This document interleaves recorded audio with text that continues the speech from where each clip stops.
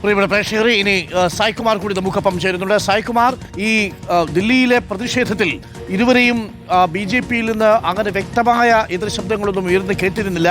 എന്നാൽ ഇപ്പോൾ ഇതാ മുരളി മനോഹർ ജോഷിയുടെ ഒരു ട്വീറ്റ് വന്നിരിക്കുന്നു.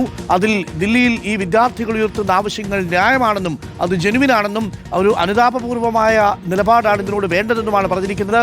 പോലീസ് അതിക്രമത്തെ തള്ളിപ്പറഞ്ഞ് മറ്റൊരു വിഭിന്ന സ്വരമായി മാറുകയാണോ ഇപ്പോൾ മുരളി മനോഹർ ജോഷിയുടെ ട്വീറ്റ്?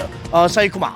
തീർച്ചയായും ഡോക്ടർ അരുൺകുമാർ, വിദ്യാർത്ഥികളുടെ സമരത്തിന് വലിയ പിന്തുണ രാജ്യത്ത് ലഭിച്ചുകൊണ്ടിരിക്കുമ്പോൾ തന്നെയാണ് BJP-ക്കകത്ത് ഇങ്ങനെയൊരു ഭിന്നസ്വരം. ഇതിപ്പോൾ മുരളി മനോഹർ ജോഷിയുടെ വെരിഫൈഡ് എക്സ് അക്കൗണ്ടിലാണ് ഇങ്ങനെയൊരു പോസ്റ്റ് വന്നിട്ടുള്ളത്. അദ്ദേഹം കൃത്യമായി തന്നെ പറയുന്നുണ്ട്, രാജ്യത്തിന്റെ വിവിധ ഭാഗങ്ങളിൽ നിന്നുള്ള വിദ്യാർത്ഥികൾ ദിവസങ്ങളായി തെരുവുകളിൽ ഒത്തുകൂടിയിരിക്കുന്നത് കാണുമ്പോൾ അത് അങ്ങേയറ്റം വേദനാജനകമാണ്.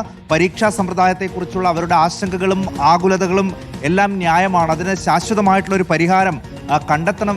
അത് ഈ വിധമല്ല അത് കൈകാര്യം ചെയ്യേണ്ടത്. അവരെ മർദ്ദിച്ചുകൊണ്ടല്ല, അത് ശാശ്വതമായി പരിഹരിച്ചുകൊണ്ടാണ്, അവരുടെ ആശങ്കകൾ പരിഹരിച്ചുകൊണ്ട് വേണം അത് പരിഹരിക്കാൻ. ഇത് കേവലം ഒരു സുരക്ഷാ പ്രശ്നമായി മാത്രം കാണരുത് എന്ന ഒരു അഭ്യർത്ഥന കൂടി അദ്ദേഹം മുന്നോട്ട് വയ്ക്കുന്നു. അതോടൊപ്പം വിദ്യാർത്ഥികളെ ബലം പ്രയോഗിച്ച് കീഴടക്കില്ല എന്ന് ഞാൻ വിശ്വസിക്കുന്നു എന്നുകൂടി പറഞ്ഞുകൊണ്ടാണ് ആ പോസ്റ്റ് അവസാനിപ്പിക്കുന്നത്. വിദ്യാർത്ഥികളെ ബലമായി കീഴ്പ്പെടുത്തുന്നത് ആശങ്കാജനകമാണ്, വേദനാജനകമാണ്. അവരോട് സംസാരിച്ച് അവരുടെ പ്രശ്നങ്ങൾ പരിഹരിക്കപ്പെടണം എന്ന ഒരു ആവശ്യമാണ് ഇപ്പോൾ മുതിർന്ന നേതാവായ മുരളി മനോഹർ ജോഷിയിൽ നിന്ന് കൂടി വരുന്നത്. സ്വാഭാവികമായും BJP-യുടെ ഏറ്റവും മുതിർന്ന നേതാക്കളിൽ ഒരാൾ കൂടിയാണ് അദ്ദേഹം. അദ്ദേഹത്തിന്റെ ഭാഗത്ത് നിന്നാണ് ഇவ்விധം ഒരു ആവശ്യം ഇപ്പോൾ ഉയർന്നിട്ടുള്ളത്.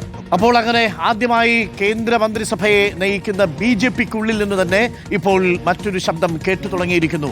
കാരണം വിദ്യാർത്ഥികളാണ് അവിടെ കൂടിയിരിക്കുന്നവർ. പല കൊടികൾ പിടിക്കുന്നവരുണ്ടാവാം, പക്ഷെ ഒരൊറ്റ ലക്ഷ്യമേ അവർക്കുള്ളൂ, അവരുടെ പരീക്ഷാ പേപ്പർ ഇനി മാറിപ്പോകരുത്, ഇനിയും അവരുടെ പരീക്ഷ ഇനിയും മാറ്റിവെക്കുന്ന സാഹചര്യം ഉണ്ടാവരുത്.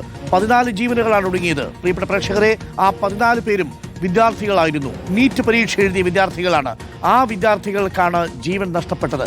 അതിന് മറുപടി പറയാൻ, അതിന് ഉത്തരവാദിത്വം ഏറ്റെടുക്കാൻ നാഷണൽ ടെസ്റ്റിംഗ് ഏജൻസിയെ നിയന്ത്രിക്കുന്ന വിദ്യാഭ്യാസ മന്ത്രിക്ക് CBSE-യുടെ ചോദ്യപേപ്പർ മാറിപ്പോകുന്നതിലും ഓൺ സ്ക്രീൻ മാർക്കിങ്ങിലും സംഭവിച്ച പിഴവുകൾ ഏറ്റെടുക്കാൻ കേന്ദ്ര വിദ്യാഭ്യാസ മന്ത്രിക്ക് ബാധ്യതയുണ്ട്. ആ മന്ത്രി അവിടെ തുടർന്നാൽ എങ്ങനെ നീറ്റ് പഴയ രീതിയിൽ പുനഃസ്ഥാപിക്കപ്പെടും? എങ്ങനെ CBSE പരീക്ഷകൾ പഴയ രീതിയിൽ നടത്തപ്പെടും? ഇതാണ് ചോദ്യം. അതുകൊണ്ട് തന്നെ ഇപ്പോൾ വിദ്യാഭ്യാസ മന്ത്രിയുടെ രാജിയില്ലാതെ ഈ സമരം അവസാനിക്കില്ല.